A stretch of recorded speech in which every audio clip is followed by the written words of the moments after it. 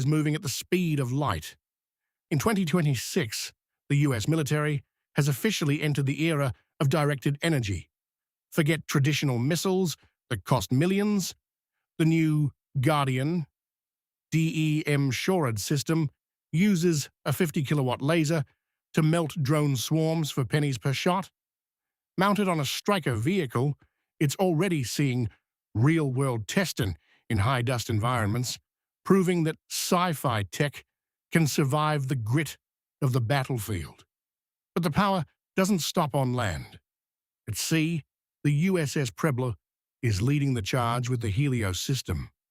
This isn't just a weapon. It's a deep magazine shield that can blind enemy sensors or physically incinerate incoming threats in seconds.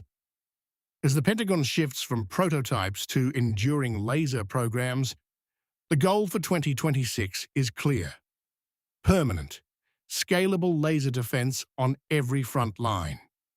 The age of the infinite magazine has arrived, and for the first time in history, the US Navy and Army are on the right side of the cost curve. Thank you for watching.